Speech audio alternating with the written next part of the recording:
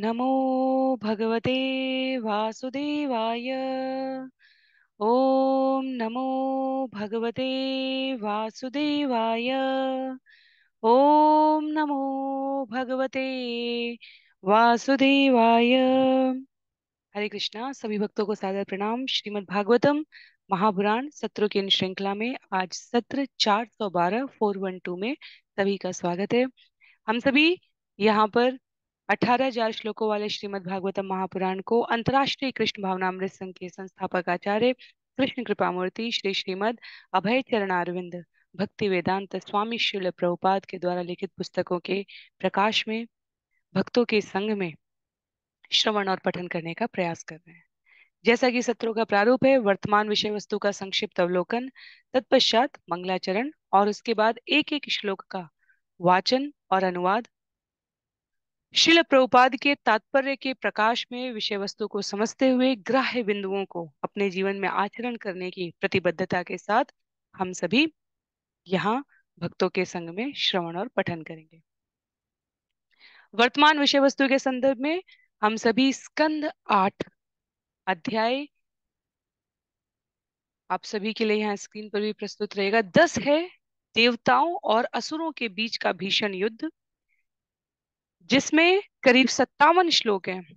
और प्रथम भाग में हम सभी ने देवताओं और असुरों के बीच होने वाले इस युद्ध को सुखदेव गोस्वामी द्वारा महाराज परीक्षित को सुनाए जाने के क्रम में श्रवण किया है।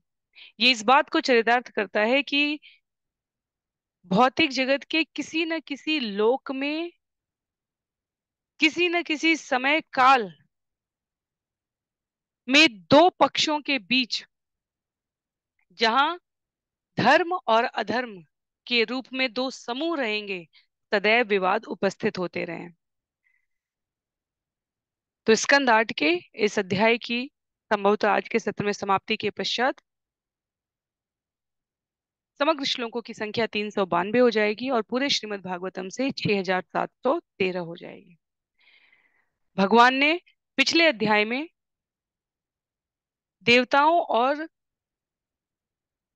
असुरों के मध्य संधि कराने के पश्चात समुद्र मंथन का निर्देश दिया। परिणाम स्वरूप उत्पन्न होने वाले अमृत को सत्यनिष्ठ पक्ष का तत्व गुण में जिन्होंने अपने आप को धारण कर रखा है, उन प्रतिनिधियों को उपलब्ध कराने के पश्चात जो स्वार्थ लोलुपता के वशीभूत होकर धार्मिक गतिविधियों को संचालित नहीं होने देते हैं, उनको इससे विमुख रखा है। तो भगवत गीता में जब भगवान कहते हैं कि कुछ प्रकार के जीव उनको नहीं समझ पाते, उनमें नराधम मूढ़ माया अपहत ज्ञान आते हैं।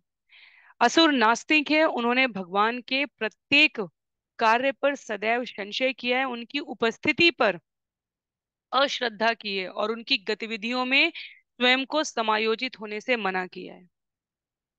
ऐसी प्रवृत्ति वाले जीवों को भगवान असमता नहीं करते पर संरक्षण नहीं देते। ऐसा जीव जन्म जन्मांतर तक इस भौतिक जगत में फंसा रहता है।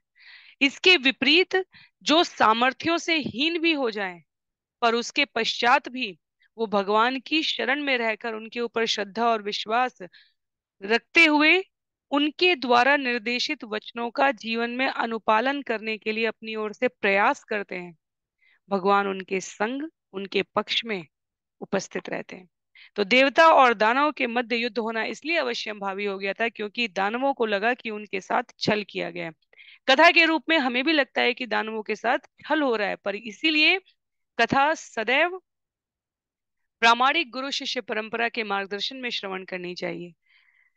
सामने से मोहिनी रूप ने अमृत घट जो असुरों ने उन्हें दिया, वो लेकर देवताओं को अमृत पिला दिया और असुरों को इससे वंचित रखा। यदि हम कथा के केवल इस भाग को देखेंगे तो हमें ये अप्रिय लगेगा, ये हमें पक्षपातपूर्ण लगेगा। पर यदि हम यह व्यवहार इसके परिप्रेक्ष्य में जाकर देखें कि असुरों की प्रवृत्ति और स्वभाव समाज में व्यवस्थापूर्ण, न्यायपूर्ण, शांति प्रिय संचालन करना है अथवा अराजकता, अनियमितता, व्यभिचार को फैलाना है, तब हम इस घटना के पूरे विश्लेषण को समझ पाएंगे। तो किसी भी समाज की संचालित शांतिपूर्ण व्यवस्था में अराजक तत्वों को संरक्षण नहीं दिया जाता है। अराजक तत्वों को कठोरता और अनुशासन के साथ नियंत्रित रखा जाता है, और असुरों के संग भगवान ने वही कार्य किया है।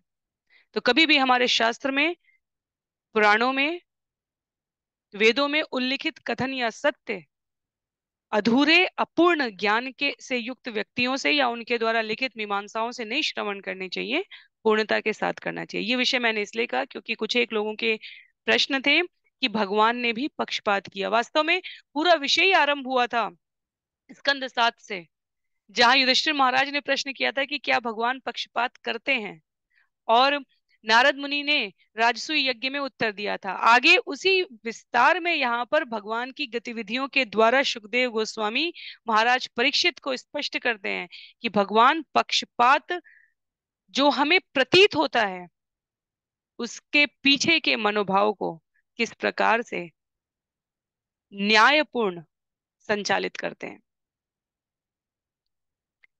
तो आरंभ करेंगे मंगलाचरण से, और उसके पश्चात देवताओं और असुरों के बीच के इस संग्राम को श्रवण करेंगे। नारायणं नमस्कृत्य नरं चैव नरोत्तमं देवीं सरस्वतीं व्यासं ततो जयम् उदीरयेत्। शृण्वतां स्वकथा कृष्ण पुण्यश्रवणकीर्तन यद्यन्तस्थो यभद्राणि विदुनोति सुयत्स्यताम्। नष्टप्रायेषु भद्रेषु नित्यं भागवत सेवया भगवत्युत्तमश्लोके भक्तिर्भवति नैष्ठिकी। ॐ अज्ञानतिमिरान्धस्य ज्ञानाञ्जनशलाकया चक्षुन्मीलितं येन तस्मै श्रीगुरुवे नमः। मूकं करोति वाचालं पङ्गुं लङ्घयते गिरिं यत्कृपातमहं वन्दे परमानन्दमाधवम्। वाञ्छाकल्पतरुभ्यश्च कृपा सिन्धुभ्य एव च पतितानां पावनेभ्यो वैष्णवेभ्यो नमो नमः।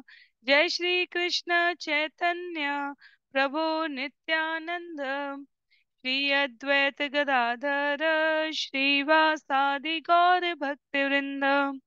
हरे कृष्ण कृष्ण कृष्ण हरे हरे, हरे राम राम राम हरे हरे। हरे कृष्ण कृष्ण कृष्ण हरे हरे, हरे राम राम राम हरे हरे। हरे कृष्ण कृष्ण कृष्ण हरे हरे, हरे राम राम राम हरे हरे। हरे कृष्णा। पुनः सभी को सादर प्रणाम। सत्र 412 412 में हम सभी स्कंद 8 अध्याय 10 भाग 2 श्लोक संख्या 30 से आरंभ करेंगे। तो विषय यहाँ पर यह है कि देवता और असुरों के बीच का संग्राम इसलिए हुआ है क्योंकि जो स्वार्थी, अराजकता फैलाने वाली व्यभिचारी प्रवृत्तियां होती हैं, उनको समय समय पर भगवान सतोगुण शुद्ध सत्व में उपस्थित जीवों के माध्यम से प्रत्यक्ष या अप्रत्यक्ष रूप में नियंत्रित करवाते हैं। या भगवान स्वयं उपस्थित होकर मार्गदर्शन करेंगे, या भगवान अपने शुद्ध सत्व पार्षदों से उसे नियंत्रित कराते हैं। असुरों का व्यवहार समाज में अराजकता फैलाने में बहुत प्रभावी होता है, और भगवान ने ये जो सृष्टि का निर्माण, संचालन, संहार किया, प्रकृति के 3 गुणों से संचालित होती हुई ये सृष्टि अंततः धर्म के पक्ष में खड़े या आश्रय में रहने वाले जीवों के लिए शुभता लाने वाली होनी चाहिए। इसलिए जब हम कहते हैं कि जीव के पास स्वतंत्र इच्छा शक्ति है, ये बहुत महत्व का विषय। सामान्यतः हम इसको भ्रमित हो जाते हैं। जीव के पास स्वतंत्र इच्छा शक्ति है। उस स्वतंत्र इच्छा शक्ति से हम प्रकृति के किन गुण का संग करते हैं इसका चुनाव कर सकते हैं, सत, रज या तम। उस चुनाव के आधार पर हम भगवान के दोनों पक्ष में से धर्म अधर्म के प्रतिनिधि के रूप में स्वयं को प्रस्तुत करते हैं। और भगवान अपनी योजना का क्रियान्वयन हमारे द्वारा चुने गए गुणों के आधार पर हमारा प्रयोग करके करते हैं। तो जीव के पास स्वतंत्र इच्छा शक्ति है, फ्री विल है। जीव तत्व भगवान की चार प्रमुख विस्तार शक्ति में आता है। हम अपनी इच्छा से अपने गुणों का चुनाव करके प्रकृति के व्यवहार अपने आप को अभ्यास पूर्वक उस सांचे में डालते हैं जिससे हम भगवान के सामने स्वयं को प्रस्तुत हो। यदि हम तमोगुणी और रजोगुणी प्रवृत्ति में रहेंगे तो हम असुरों की तरह व्यवहार कर रहे होंगे। तो भगवान शुद्ध सत्व में स्थित पार्षदों के संग इस पूरी रोचक घटना को अंजाम देंगे। यदि हम शुद्ध सत्व में रहेंगे तो भगवान हमारा प्रयोग करके अराजक तत्वों को नष्ट करेंगे। तो ये हम जिसे पात्रता कहते हैं, अर्हता कहते हैं, योग्यता कहते हैं, वो अर्जित करना हमारी स्वतंत्र इच्छा शक्ति में आता है। उसके बाद कर्ता कारक और कारण के रूप में तो भगवान ही उपस्थित है। वो हमारा चुनाव हमारे अर्जित गुणों के आधार पर करके प्रयोग करेंगे। इसलिए जीव को कहा जाता है कि श्रद्धा, विश्वास, विश्वास और प्रयास तो हमें करना पड़ेगा धर्म के संरक्षण में आने के लिए, भगवान की शरणागति प्राप्त करने के लिए। उसके पश्चात का क्रियान्वयन भगवान ने अपने हाथों में ले रखा है। जब प्रहलाद महाराज हरिनाम का आश्रय लेते हैं तब वो भगवान को दोष नहीं दे रहे होते हैं, मैं आपका नाम ले रहा हूँ और आप आ नहीं रहे हो, मुझे अग्नि में जलने से नहीं बचा रहे हो, पहाड़ से गिरने से नहीं बचा रहे हो, बड़े बड़े हाथियों के बीच में कुचले जाने से नहीं बचा रहे हो, शस्त्र का प्रयोग हो रहा है मेरे ऊपर, जंगल में छोड़ दिया जा रहा है मुझे। प्रहलाद महाराज ने नहीं कहा, उन्होंने सहज विश्वास किया हरिनाम उपस्थित है। भगवान ने कहा है हरिनाम में मेरी सारी शक्तियां अर्जित है, निहित है। तो भगवान उपस्थित है, इस विश्वास के साथ वो व्यवहार कर रहे थे। सुदामा ने नहीं कहा कि भगवान आपने मुझे इतनी गरीबी क्यों दी है। भगवान का कोई भक्त आज तक किसी घटना में कभी असंरक्षित नहीं रहा है। और देवताओं और असुरों के मध्य छिटपिट तरीके की घटनाएं होती रही हैं, पर जब जब भगवान के प्रत्यक्ष हस्तक्षेप का विषय आता है, भागवतम ने उसको स्थान स्थान पर संकलित करके प्रस्तुत भी किया। यहाँ बलि महाराज के संग की इस भीषण युद्ध का वर्णन है। पूर्व में वृतासुर का और इंद्र का प्रसंग भी हम सबने श्रवण किया था। तो यहाँ भीषण युद्ध, क्योंकि असुरों का प्रतीकात्मक रूप से हित नहीं सधा है, तो वो युद्ध करने के लिए आ गए हैं और उन्होंने आक्रमण कर दिया है। और इंद्र जिन्हें यहाँ पर भगवान की अमृत घट के द्वारा प्राप्त प्रत्यक्ष शक्ति से संरक्षित कहा गया है, उन्होंने अपने आप को सुरगढ़ प्रतिनिधि के रूप में प्रस्तुत किया। तो श्लोक संख्या 1 से लेकर 40 तक भीषण युद्ध का वर्णन है, जहां हम सभी आज के सत्र में आरंभ करेंगे श्लोक संख्या 30 से। जहां रथी रथी से महारथी, महारथी से पैदल सैनिक, पैदल सैनिक से। और हमने पिछले दो श्लोकों में श्रवण किया था कि किस प्रकार इंद्र से बलि युद्ध कर रहे थे, कार्तिकेय से तारक युद्ध कर रहे थे, वरुण से हेति युद्ध कर रहे थे और मित्र देव से प्रहेति युद्ध कर रहे थे। उसी क्रम में यमराज कालनाभ से, विश्वकर्मा मय दानव से, त्वष्टा संबर से तथा सूर्यदेव विरोचन से लड़ रहे थे।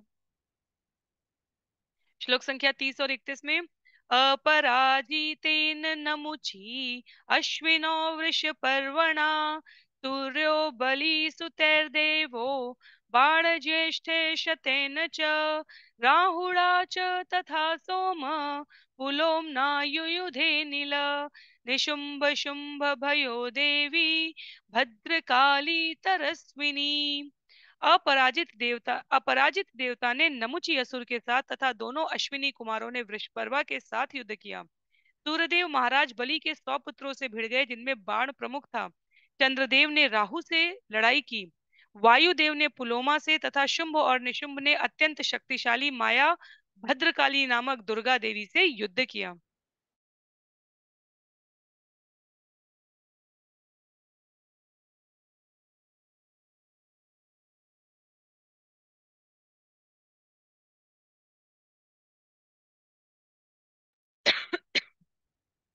तो इस प्रकार से जैसा पहले भी उल्लेखित था, यहाँ पर देवता अपने समकक्ष के असुर के साथ युद्ध कर रहे थे। जो युद्ध की नीति है उसमें श्लोक संख्या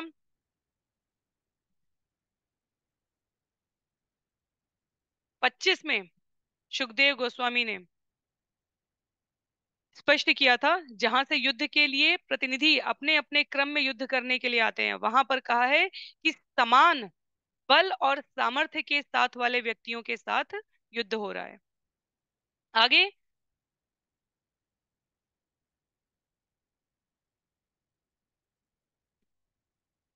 श्लोक संख्या 32, 33 और 34 एक साथ हैं। तो यहाँ पर मूल रूप से तत्व से अधिक समझने की बात यह है कि जो जिसके समकक्ष था बल और सामर्थ्य में, वो एक दूसरे के समक्ष उपस्थित है। वृषा कपिस्तु जम्भेन महिषेण विभावसु इल्वल सह वातापि ब्रह्मपुत्रे अरिन्दम कामदेवेन दुर्मश उत्कलो मातृभिः सह बृहस्पति शोषणशा नरकेण शनैश्चर मरुतो निवात कवचे काले ये वसवो अमरा विश्वे देवास्तु पौलो में रुद्रा क्रोध वशे सह।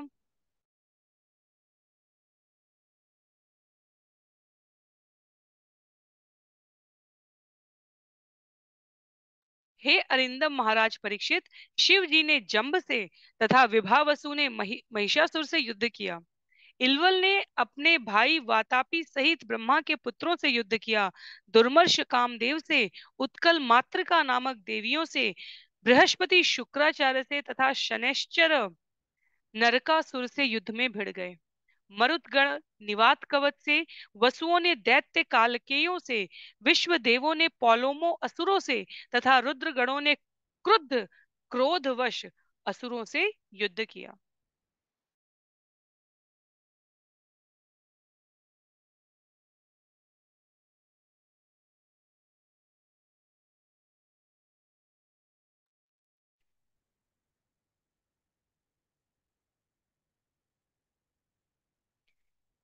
त एव माजो असुरा सुरेन्द्रा द्वन्द्वेन संहत्य च युध्यमाना अन्योन्यमासाद्य निजोजसा जिगीषवतीक्ष्णशराशितोमरे। ये सारे देवता तथा असुर लड़ने के उत्साह से युद्ध भूमि में एकत्र हुए और अत्यंत बलपूर्वक एक दूसरे पर प्रहार करने लगे। वे सब विजय की कामना करते हुए जोड़े बनाकर लड़ने लगे और तेज बाणों, तलवारों तथा भालों से बुरी तरह एक दूसरे को मारने लगे। भुशुंडिभिः चक्र गदा ऋषिपट्टिशैः शक्ति उल्मुखे प्रास परश्वधे अपि निस्त्रिंशभल्ले परिगे समुद्गरे सबिन्धिपाले शिशिरांशि चिष्युदि। उन्होंने भुशुंडी चक्र गदा ऋषि पट्टिश शक्ति उल्मुख प्रास परश्वध निस्त्रंश भाला परिग मुदगर तथा भिंदीपाल नामक हथियारों से एक दूसरे के सिर काट डाले। तो संस्कृत में हथियारों के नाम के लिए हम यहाँ इस अध्याय के इन श्लोकों को संदर्भित कर सकते हैं। आगे श्लोक संख्या 33 में कहते हैं, गजा तुरंगा सरथा पदातय सारोहवाः विविधा विखंडिता निकृत छिन्न ध्वजैश्वासतनोत्र भूषणा। हाथी, घोड़े, रथ, सारथी, पैदल सेना तथा सवारों सहित विविध प्रकार के वाहन ध्वस्त हो गए। सैनिकों की भुजाएं, जांघें, गर्दन तथा टांगे कट गई और उनके झंडे, धनुष, कवच तथा आभूषण छिन्न भिन्न हो गए। तो भीषणतम युद्ध है, इसलिए सुखदेव गोस्वामी सभी प्रकार के अलंकारों के साथ इस प्रकार से वर्णन कर रहे हैं जैसे युद्ध वास्तविक रूप से उनकी आंखों के समक्ष तत्क्षण घटित हो रहा हो। तेषां पदाघात रथांगचूर्णितात् आयोधनातुल्बलोत्थितस्तदा रेणुदिशखं चछादयन् न्यवर्तत श्रिकस्रुतिभिः परिप्लुतात् भूमि पर देवताओं तथा असुरों के पांवों तथा रथों के पहियों के आघात से आकाश में तेजी से धूलि के कण उड़ने लगे और धूल का बादल छा गया, जिससे सूर्य तक का सारा बाह्य आकाश चारों ओर से ढक गया। किंतु जब धूल कणों के पश्चात रक्त की बूंदें सारे आकाश में फुहार की तरह उठने लगी, तो धूल के बादलों का आकाश में मंडराना बंद हो गया। तो भीषणतम युद्ध की ये शरणा है। श्रील प्रभुपाद कहते हैं तात्पर्य में कि यद्यपि रक्त सूर्य तक पहुंच गया बताया जाता है, किंतु रक्त चंद्रमा तक नहीं पहुंचा है।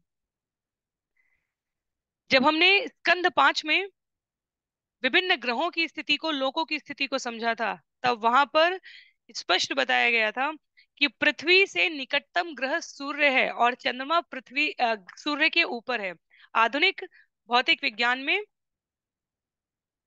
इसे इस क्रम में प्रस्तुत नहीं किया जाता है। तो प्रमाण रूप से यदि हम कहें तो शास्त्रों ने इसकी गणना, दूरी और स्थिति के बारे में बहुत पहले वर्णन कर रखा है। श्रील प्रभुपाद कहते हैं पहले सूर्य, फिर चंद्रमा, तब मंगल, बृहस्पति इत्यादि हैं।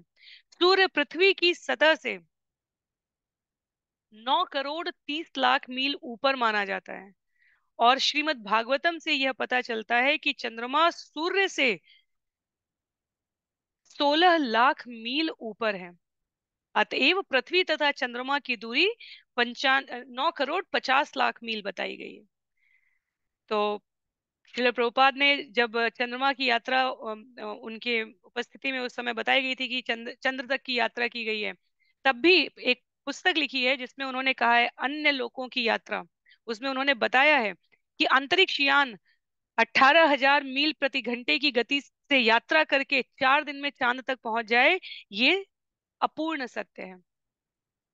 इसे चुनौती देना है या नहीं, इसके लिए हमें अन्य स्थानों से इन गणनाओं को, क्योंकि हमारे पास आध्यात्मिक पुस्तकों के संदर्भ में जहां अन्य लोगों की गणना की गई है, उसके लिए भी अलग से पुस्तकें उपलब्ध हैं। तो जिनकी रुचि हो वो इसको इस क्रम में कर सकते हैं। यहाँ चुनौती देने के स्तर में नहीं कहा गया। यहाँ जो शास्त्र में उल्लिखित है, जो ऋषियों मुनियों ने पहले गणना कर रखी है, उसके आधार पर श्रील प्रभुपाद ये स्पष्ट करते हैं कि भौतिक जगत में जो ये प्रयास किए जा रहे हैं वो अन्य किसी उल्का पिंड पर, खंड पर पहुंच रहे हैं। पर ये कहना कि चंद्र पर पहुंचे और चंद्र की भूमि बिल्कुल अम, मरुस्थल के समान है और वहां पर जीव नहीं है, प्राणी नहीं है, हमारा सनातन शास्त्र इसका खंडन करता है। चंद्रलोक, सूर्यलोक, यहाँ पर जीव उपस्थित है। जैसे उदाहरण के लिए श्रील प्रभुपाद ने उस पुस्तक में कहा है कि यदि हमने 24 घंटे पानी में रहने वाले जीवों को अपने जीवन में न देखा होता, तो ये मनुष्य के रूप में हम अपनी सीमित इंद्रिय क्षमता से ये विश्वास नहीं कर पाते कि 24 घंटे कोई पानी में कैसे रह सकता है। तो भगवान की, प्रकृति की रचना में कुछ भी असंभव नहीं है। हम अपनी सीमित रचना, सीमित इंद्रिय क्षमता से उतना ही समझ सकते हैं जितना हमारे लिए संस्तुत किया गया है। हम सूर्य के प्रकाश में अधिकतम 1700 रंग देख सकते हैं। दूसरे प्राणी हैं हम इस जगत में जो कि इतने प्रकार के रंगों की विविधताओं को देख सकते हैं। कई पशु और पक्षी ऐसे हैं जिन्हें सिर्फ एक रंग दिखता है, जिन्हें दो रंग दिखता है, जिन्हें 6 8 10 रंग दिखते हैं। और मुझे स्पष्ट रूप से स्मरण नहीं है, पर एक या दो जीव ऐसे हैं जो मनुष्य से ज्यादा रंग देख सकते हैं।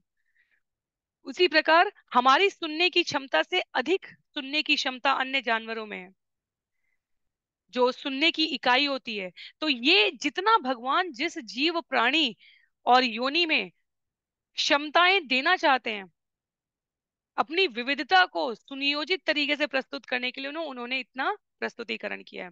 तो उसी प्रकार से जैसे 24 घंटे पानी में रहने वाले जीवों को हम देखकर स्वीकार करते हैं, शास्त्र कहते हैं कि 24 घंटे अग्नि से युक्त शरीर वाले जीव सूर्य लोक में रहते हैं।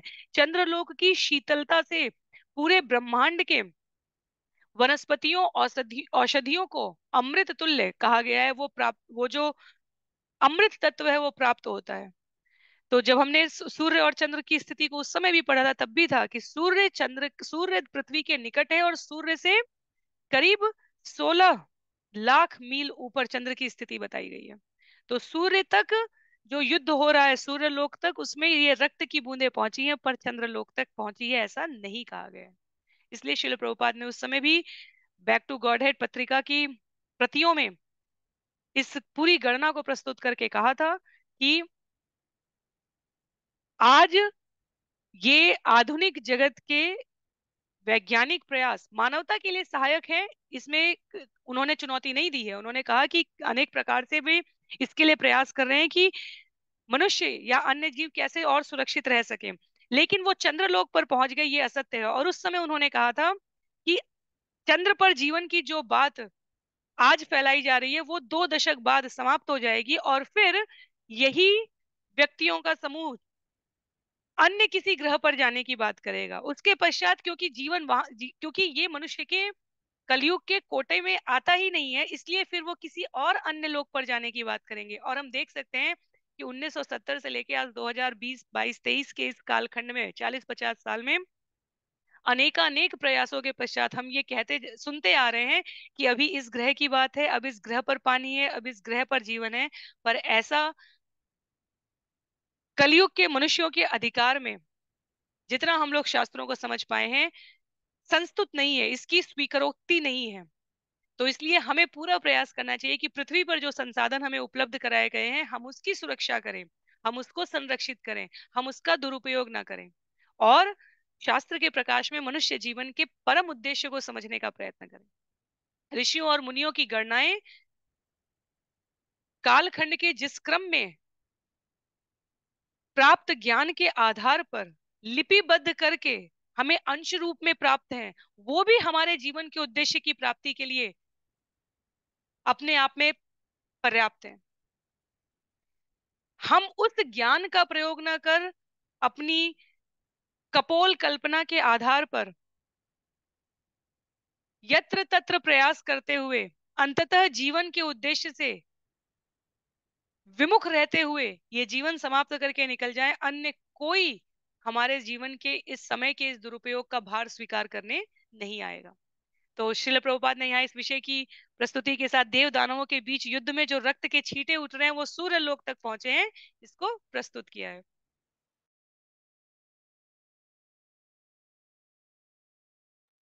शिरोभि उद्धूत किरीट कुंडले संरम्भदृग्भिः परिदष्ट दक्षदे महाभुजे सावर्णे सहायुधे सा प्रास्त्रिता भूकरभोरुभिर्बभो।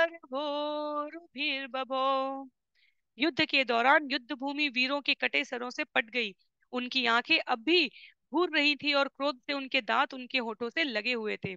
इन छिन्न सिरों के मुकुट तथा कुंडल बिखर गए थे। इसी प्रकार आभूषणों से सज्जित तथा विविध हथियार पकड़ी हुई अनेक भुजाएं इधर उधर बिखरी पड़ी थी, और हाथी की सूंडों जैसे अनेक टांगे तथा जांघें भी इसी तरह बिखरी हुई थी।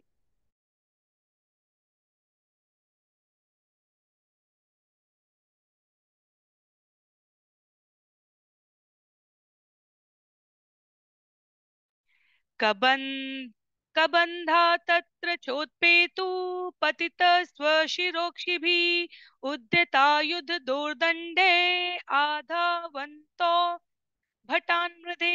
उस युद्ध भूमि में शीश रहित अनेक धड़ उत्पन्न हो गए थे। वे प्रेत तुल्य धड़ अपने हाथों में हथियार लिए पड़े हुए सिरों की आंखों से देखकर शत्रु सैनिकों पर आक्रमण कर रहे थे। तो युद्ध क्षेत्र में श्रील प्रभुपाद लिखते हैं मारे गए वीर तुरंत ही प्रेत बन गए थे, और यद्यपि उनके सिर उनके शरीरों से कटकर अलग थे, किंतु नए धड़ पैदा हो गए थे, और ये नए धड़ कटे हुए सिरों की आंखों से देखकर शत्रु पर आक्रमण कर रहे थे। तो ये काफी विभत्स वर्णन है। लिखते हैं श्रील प्रभुपाद कि प्रेत योनि असुरों की योनि से प्रेत योनि में इस प्रकार की यौगिक शक्तियां उनके पास उपलब्ध थी। बलेर महेंद्र दशभी त्रिभी एरावतम शरे चतुर्भी चतुर्भी चतुरवाहान एकेन आरोहमक्षयत्। महाराज बलि ने तब 10 बाणों से इंद्र पर तथा 3 बाणों से इंद्र के वाहन एरावत पर वार किया।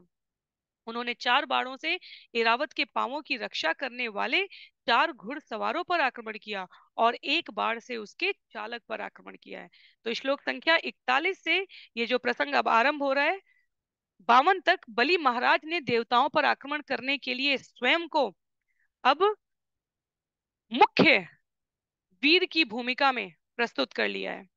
और जो घुड़सवार हाथी के पैरों की रक्षा कर रहे हैं ताकि हाथी उद्वेलित ना हो, उन पर भी आक्रमण करने की चातुर्यपूर्ण नीति बलि महाराज द्वारा ली गई है। तो बलि महाराज असुरों के प्रतिनिधि के रूप में यहाँ प्रस्तुत है।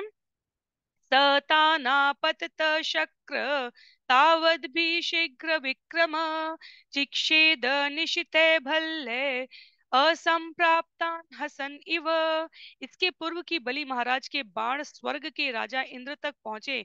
बाणों के चलाने में पटु इंद्र ने हंसते हुए एक अन्य प्रकार के अत्यंत तीक्ष्ण भल्ल नामक बाण से उन्हें काट डाला।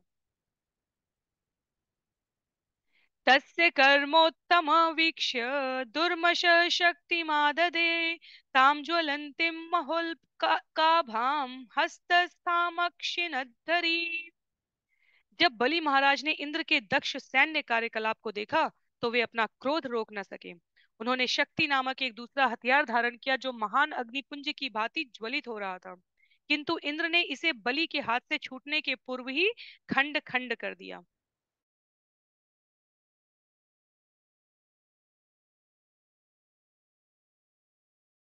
ततः शूलं ततः प्रासं ततः तोमरमृष्टय यद्यक्षस्त्रं समादद्यात् सर्वं तच्छिन्नद्विभु।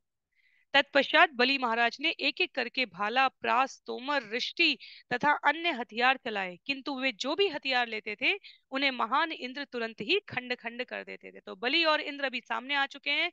भीषणतम युद्ध की समस्त प्रकार की विभत्सकारी स्थिति को वर्णन करते हुए अब इंद्र और बलि के आमने सामने के इस युद्ध को सुखदेव गोस्वामी बताते हुए कहते हैं, ससर्जाथ आसुरीं माया अंतर्धान गतासुर ततः प्रादुर्भूतशैल सुरानीकुपरि प्रभो। हे राजा, तब बलि महाराज अदृश्य हो गए और उन्होंने आसुरी माया का सहारा लिया। तब देवताओं की सेना के सिरों के ऊपर माया से उत्पन्न एक विशाल पर्वत प्रकट हुआ है। तो देवताओं के साथ युद्ध में हमने अनेकों प्रकार से सुना है। धर्म के साथ जब भी अधर्म की लड़ाई होती है, राम रावण युद्ध में भी हमने सुना है, जब असुर देखते हैं कि अब वो सामने से सामना नहीं कर पा रहे हैं तो वो अदृश्य हो जाते हैं। हमारे व्यवहारिक जीवन में भी आसुरी प्रवृत्तियां ऐसी ही होती हैं। शत्रु कहा गया है जो सामने से वार करे उसकी पहचान करना बहुत आसान है, पर जो पीठ पीछे से वार करे उसकी पहचान करने के लिए हमें हमारे सद्गुणों में दृढ़ता के साथ स्थिर रहना बहुत आवश्यक है। कई बार आसुरी प्रवृत्तियां व्यक्ति के या व्यक्तित्व के कमजोरियों पर प्रहार करती हैं। हरिदास ठाकुर पुरुष के रूप में आसुरी शक्तियों को प्रतीत हुए तो उन्होंने सोचा कि वो कंचन और कामिनी से उनको छल सकते हैं ताकि समाज में उनकी प्रतिष्ठा को धूमिल कर सके। इसीलिए भक्त के रूप में, साधक के रूप में पहले हमें अपना दुर्ग अर्थात अपने शरीर, अपनी इंद्रियों को मजबूत करना होता है। अपने सद्गुणों से आप्लावित चरित्र के साथ धर्म की रक्षा के लिए उतरना होता है। इसलिए आचार्य कहते हैं कि पहले हमें सद्गुणों को स्वयं धारण करना होता है, पहले हमें आचार करने का प्रयत्न करना चाहिए। उसके बाद जब आचार में पवित्रता आ जाए, परिपक्वता आ जाए, तब हमें व्यवहार करना चाहिए। असुर हमेशा, चाहे मनुष्य के रूप में हो चाहे जानवरों के रूप में हो, पीछे से वार करना ये अधर्म का प्रतीक है। हमारे कई महान राजाओं की इतिहास से कथा है जिन्होंने पीछे से प्रहार करने की उपलब्धता, अपॉर्चुनिटी होने के बाद भी प्रहार नहीं किया है।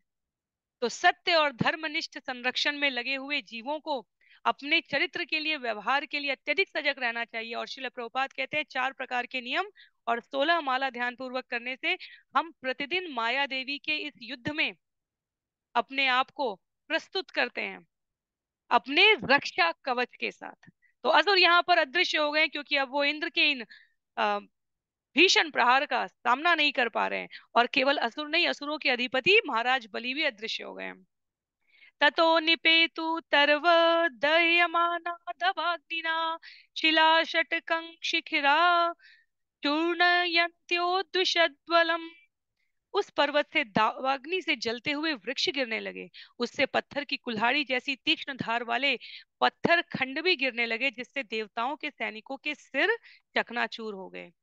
महोरगा समुत्पेतु दंदशूका सवृश्चिका सिंह व्याघ्र वराहश्च मर्दयन्तो महारजा। महोरगा समुत्पेतु दंदशूका सवृश्चिका सिंह व्याघ्र वराहश्च मर्दयन्तो महागजा।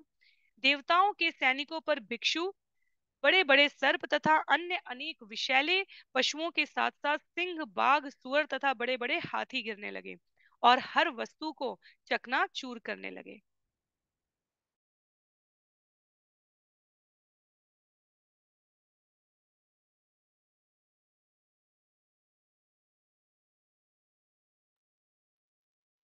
या तु धान्यश्च शतशः शूलहस्ता विवासस छिन्धि भिन्धीति वादिन्य तथा रक्षो गणा प्रभो। हे राजा, तब कई सौ नरभक्षी नर और मादा असुर, जो पूर्णतया नग्न थे और अपने हाथों में त्रिशूल लिए थे, काट डालो छेद डालो के नारे लगाते हुए प्रकट हो गए। आगे श्लोक संख्या 49 में, ततो महाघना व्योम्नि गंभीर परुषास्वना अंगारान मुमुचुवाते आहतास्तनयितव। तब आकाश में प्रबल वायु से प्रताड़ित घनघोर घटाएं प्रकट हो आई। वे गंभीर गर्जना करती हुई जलते कोयलों के अंगारे बरसाने लगी। सृष्टो दैत्येन समूह, क्षमा कीजिए, सृष्टो दैत्येन सुमहान वह्नि श्वसन सारथी सांवर्तक इवात्युग्रो विबुद्ध ध्वजिनीम अधा। महाराज बलि द्वारा उत्पन्न की गई अत्यंत संहारक अग्नि देवताओं के सभी सैनिकों को जलाने लगी। यह अग्नि तेज बहती हवाओं के साथ उस संवर्तक अग्नि जैसी प्रतीत हो रही थी, जो प्रलय के समय प्रकट होती है। तो महाराज बलि ने अपने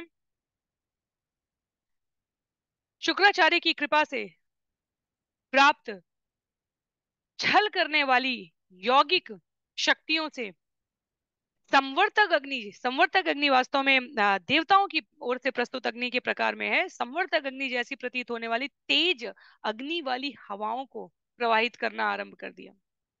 तो श्लोक संख्या 52 तक ये यहाँ पर उल्लेख है बलि महाराज द्वारा इस प्रकार देवताओं का सामना करने की भीषणता का। तत समुद्र उद्वेल सर्वत प्रत्यदृश्यत प्रचंड वातेरुद्ध तरंगा वृत्त भीषण। तत्पश्चात हवाओं के प्रचंड झकोरों से शुद्ध समुद्री लहरें तथा भंवर सबकी आंखों के सामने एक भीषण बाढ़ के रूप में चारों ओर प्रकट हो गए।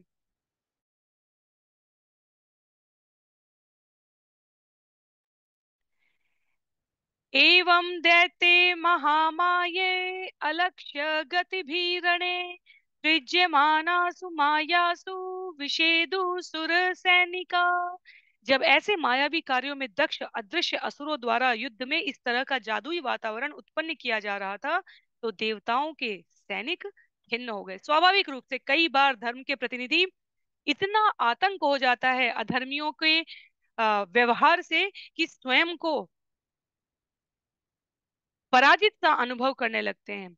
श्रद्धा स्खलित होने के स्तर तक आ चुकी होती है कि कैसे सामना कर पाएंगे। आसुरी शक्तियां हमें इतनी प्रभावशाली, इतनी बलवान प्रतीत होती हैं, और ऐसे अवसरों पर यदि हम भगवान के आश्रय में हैं तो क्या होता है। श्लोक संख्या 53 से लेकर 57 तक भगवान हरि का प्राकट्य बताया गया है और असुरों का नाश किया गया है। तो कहते हैं श्लोक संख्या 53 में सुखदेव गोस्वामी, न तत्प्रतिविधिं यत्र विदु इन्द्रादय नृप ध्यातः प्रादुर्भूतत्र भगवान विश्व भावना। हे राजा, जब देवताओं को असुरों के कार्यों का निराकरण कर पाने का कोई उपाय न सूझा, तो उन्होंने ब्रह्मांड के सृष्टा भगवान का पूर्ण मनोयोग से ध्यान किया और वे तुरंत ही प्रकट हो गए। तो भगवान हरि, ये लीला जो हो रही है पांचवें और छठवें मनवंतर के सम्मिलित कथाक्रम को महाराज परीक्षित द्वारा की गई जिज्ञासा के प्रत्युत्तर में सुखदेव गोस्वामी प्रस्तुत कर रहे हैं। और हमने आरंभ से समुद्र मंथन की घटना के बारे में श्रवण किया है कि ये भगवान कर्ता कारक और कारण के रूप में संचालित करते हुए देवताओं को, जो सत्व के प्रतिनिधि हैं, प्रयोग करते हुए असुरों का नाश करने के लिए संचालित कर रहे हैं। तो देवताओं ने जब मनोयोग से भगवान का ध्यान किया है तो भगवान उपस्थित हो गए। तत सुपर्णाम सकृतांघ्रिपल्लव विशंगवासा नव कंजलोचन अदृश्यताष्टादीप्तवानस श्रीकौस्तुभानघ्य किरीट कुंडल। नव विकसित कमल की पंखुड़ियों सदृश आंखों वाले भगवान गरुण की पीठ पर बैठे थे और गरुण के कंधों पर अपने चरण कमल फैलाए थे। वे पीत वस्त्र धारण किए, कौस्तुभ मणि तथा लक्ष्मी जी से सुसज्जित एवं अमूल्य मुकुट तथा कुंडल पहने अपनी आठों भुजाओं में विविध आयुध धारण किए देवताओं को दृष्टिगोचर हुए। मन्मनाभव मद्भक्तो मद्याजी माम नमस्कुरु ये यथा माम प्रपद्यन्ते। ये जितने भी छंद हैं भगवत गीता के, भगवान स्पष्ट करते हैं जो मुझे जिस भाव से, जिस रूप में, जिस समय, जिस स्थिति के प्रभाव में स्मरण करता है, मैं वैसे उपस्थित होती हूँ। आठों भुजाओं में विविध आयुध धारण किए हुए देवताओं को दृष्टिगोचर होते हुए भगवान वहां अपने संपूर्ण ऐश्वर्य के साथ उपस्थित है। तस्मिन् प्रविष्टे असुरकूट कर्मजा माया विनेशु महिना महीयश स्वप्नो यथा हि प्रतिबोध आगते हरि स्मृति सर्व विपद विमोक्षणम। जिस प्रकार स्वप्न देखने वाले के जगते ही स्वप्न के भय दूर हो जाते हैं, उसी तरह युद्ध भूमि में भगवान के प्रवेश करते ही उनकी दिव्य शक्ति से असुरों की जादूगरी से उत्पन्न माया विलीन हो गई। निसंदेह भगवान के स्मरण मात्र से मनुष्य सारे संकट से मुक्त हो जाता है। तो ये पूरा घटनाक्रम वास्तव में आचार्य स्पष्ट करते हैं। जब इसकी विस्तृत व्याख्या की जाती है, हम लोग यहाँ पर श्लोक और अनुवाद के संदर्भ में किंचित किंचित तात्पर्य लेते हुए बढ़ रहे हैं। पर आचार्य जब व्याख्या करते हैं तो देव और दानवों के जब भी संग्राम की बात हमारे शास्त्रों में उल्लिखित है, वो मनुष्यों को, हम प्राणियों को इस बात का विश्वास दिलाने के लिए है कि अधर्म अंततः कभी विजित नहीं होता। वो कभी जीता नहीं, वो उसको जीता जाता है धर्म के द्वारा, धर्म के प्रतिनिधियों द्वारा। क्योंकि धर्म के शरण में रहने वाले प्रत्यक्ष या अप्रत्यक्ष रूप से भगवान की शक्ति से संचालित हो रहे हैं। तो असुरों का नाश निश्चित है। जो सुरगण है, जो देव प्रवृत्ति वाले हैं, वो कितनी दृढ़ता तत्परता के साथ अपने आप को प्रतिबद्ध करके धर्म की राह पर रहते हैं, वो इस विजय को सुनिश्चित करने वाले वाहक होते हैं। और इसीलिए कहते हैं सुखदेव गोस्वामी यहाँ पर, भगवान के स्मरण मात्र से मनुष्य सारे संकटों से मुक्त हो जाता है। इसलिए स्मरण की महत्ता है। इसलिए हरिनाम जिसमें भगवान ने अपनी सारी शक्ति निहित की है, उसके अतिरिक्त हम किसी अन्य का आश्रय नहीं ग्रहण करें, इसके लिए आचार्य हमें प्रेरित करते हैं।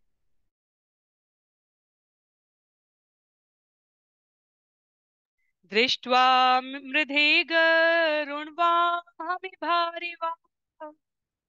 तो यहाँ पर ब्रह्म संहिता का मीटर प्रयोग करते हैं। दृष्ट्वा मृधे गरुणवाहमिभारिवाह आवेद्य शूलमहिनोत अथ कालनेमि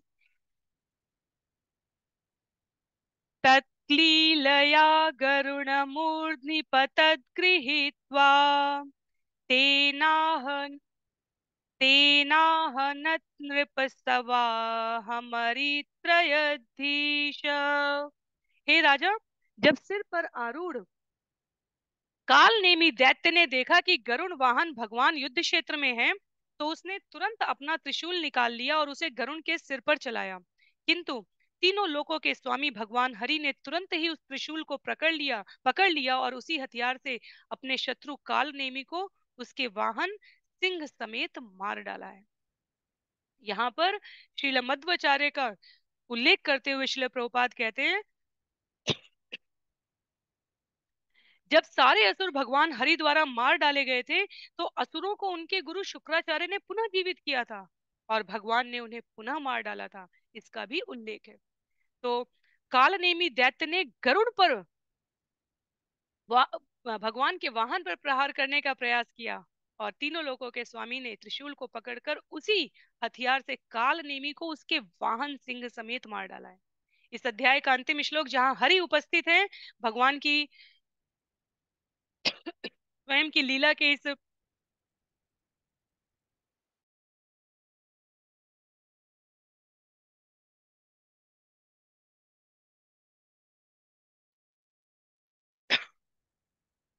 वर्णन में वहां पर सुखदेव गोस्वामी कहते हैं, माली सुमाली अति बलो युधिपेत तुर्य यच्चक्रेण कृत शिरसो अथ माल्यवान्तम आहत्य तिग्म गदया अहनत अंडज इंद्रम तावशिरक्षिणत् अरे नदतारिणाद्य। तत्पश्चात भगवान ने माली तथा सुमाली नामक दो शक्तिमान असुरों को मार डाला। उन्होंने अपने चक्र से उनके सिर काट दिए। तब एक अन्य असुर माल्यवन ने भगवान पर आक्रमण किया। उसने अपनी नुकीली गदा से सिंह की भांति गर्जना करते हुए अंडों से उत्पन्न पक्षीराज गरुण पर आक्रमण किया, किंतु आदि पुरुष भगवान ने अपने चक्र का प्रयोग करते हुए उस शत्रु के सिर को भी काट डाला है। तो भीषण वर्णन वाला ये अध्याय श्लोकों के संदर्भ में यहाँ पर समाप्त हो रहा है। अगले अध्याय में युद्ध जारी रहेगा। भगवान की उपस्थिति हो गई है तो युद्ध का पटाक्षेप होना भी आवश्यक है। श्रील प्रभुपाद इस अध्याय के अंत को अतिरिक्त तात्पर्य के बिना इस पंक्ति के साथ समाप्त करते हुए कहते हैं, इस प्रकार श्रीमद् भागवतम के अष्टम स्कंद के अंतर्गत देवताओं तथा असुरों के बीच युद्ध नामक 10वें अध्याय के भक्ति वेदांत तात्पर्य पूर्ण हो रहे हैं। तो आज के लिए सत्र को हम लोग यहीं पर समाप्त करेंगे। ईश्वर की कृपा से गुरु के आश्रय में भगवत संग में शिल प्रभुपाद के तात्पर्यों के प्रकाश में स्कंध 8 अध्याय 11 अगले सत्र में आरंभ करें। शिल प्रभुपाद की जय, श्रील गुरुदेव की जय, अनंत कोटि वैष्णव वृंद की जय, श्रीमद् भागवतम महापुराण की जय। हरे कृष्ण।